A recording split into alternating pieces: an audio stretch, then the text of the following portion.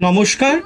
Ramakrishna TV YouTube চ্যানেলের পক্ষ থেকে সকল মা, বাবা, দাদু, দিদা, ঠাকুমা, ঠাকুর দাদা, দাদা, দিদি, ছোট ছোট ভাই বোনদের জানাই অনেক অনেক ভালোবাসা, প্রীতি ও আন্তরিক শুভেচ্ছা। সবাই ভালো আছেন, ভালো থাকবেন। আমি আবারও চলে এসেছি শ্রী শ্রী রামকৃষ্ণ মিশনের স্বামী লোকেশ্বরানন্দ মহারাজজির সম্পাদিত শতরূপে সারদা সম্পর্কে আলোচনা করতে। এবং একটাই কথা বলবো, যারা যারা আমার শতরূপে সারদা সম্পর্কিত আলোচনার ভিডিওগুলি দেখা মিস করেছেন, অবশ্যই রামাকৃষ্ণা টিভি ইউটিউব চ্যানেলের শতরূপে সারদা প্লে লিস্টে যাবেন এবং সেখানে আপনারা আমার আগের শতরূপে সারদা সম্পর্কিত সমস্ত ভিডিওর আলোচনাগুলি, এপিসোডগুলি দেখে নিতে পারবেন।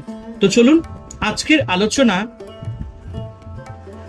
নলিনী রঞ্জন চট্টোপাধ্যায়ের কথায় আনন্দরূপিণী, এবং আজকে আমরা প্রথম ভাগ আলোচনা করব। আনন্দে আনন্দময়ী খাস তালুকে বসত করেন ঠাকুর শ্রী রামকৃষ্ণ। তাই যেখানে তিনি সেখানেই আনন্দ।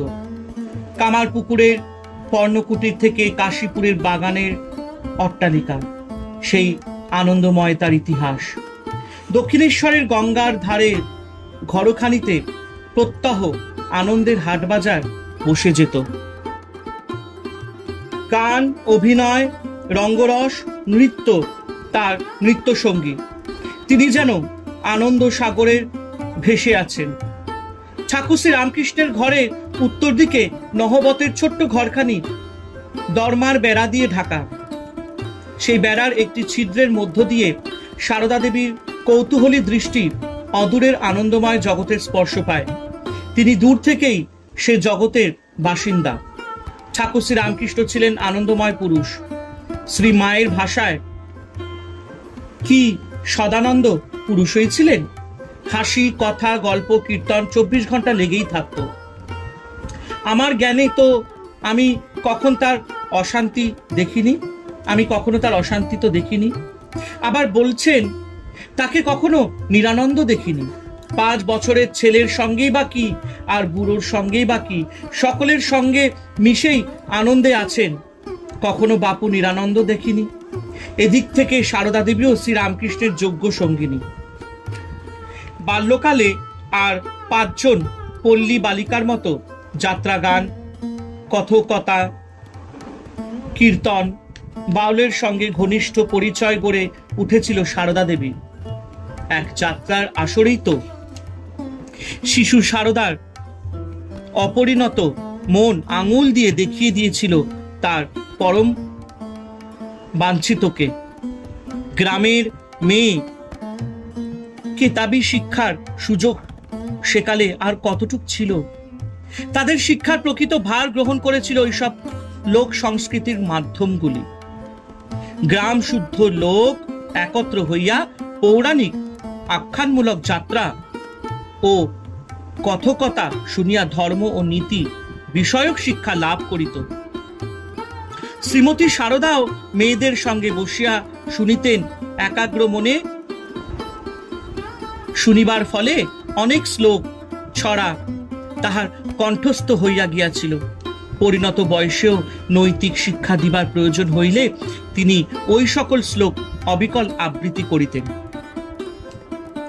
বিদ্যালয়ের অর্থকরী শিক্ষা আমাদের জীবিকার প্রয়োজন যতখানি মেটায়, আমাদের জীবনকে ঠিক ততখানি স্পর্শ করে না। লোকশিক্ষার আপাততুচ্ছ উপাদানগুলি একই সঙ্গে মানুষের জানার চাহিদা মিটিয়ে আনন্দের স্বাদ সুদূর প্রসারী করে। সারদা দেবীর ক্ষেত্রেও এর ব্যতিক্রম ঘটেনি। পরিণত জীবনে তার চিত্তের বহুমুখী বিকাশে বাল্যের এই শিক্ষা কার্যকর হয়ে উঠেছে। ঠাকুর শ্রী রামকৃষ্ণ সান্নিধ্যে বাল্য শিক্ষার উপাদানগুলির তাৎপর্য আরো গভীরভাবে তার অন্তরে দৃঢ়মূল হয়েছে। ঠাকুর শ্রী রামকৃষ্ণের শিক্ষা কেবলমাত্র আধ্যাত্মিকতার মধ্যেই সীমাবদ্ধ ছিল না, সর্বক্ষেত্রেই তা বিস্তৃত। সারদা দেবী বলেছেন, প্রদীপের সলতেটি কিভাবে রাখিতে হইবে, বাড়িতে প্রত্যেকে কে কেমন লোক ও কাহার সঙ্গে কিরূপ ব্যবহার করিতে হইবে, অপরের বাড়ি যাইয়া কিরূপ ব্যবহার করিতে হইবে, প্রভৃতি সংসারের সকল কথা হইতে ভজন, কীর্তন, ধ্যান, সমাধি ও ব্রহ্মজ্ঞানের কথা পর্যন্ত সকল বিষয়ে ঠাকুর তাহাকে শিক্ষা দিয়াছেন। ঠাকুর শ্রী রামকৃষ্ণের জীবন ও সাধনা সারদা দেবীর কাছে যে মহৎ আদর্শ উপস্থিত করেছিল, তা পরিপূর্ণতা শ্রী রামকৃষ্ণের সান্নিধ্য ও শিক্ষায়।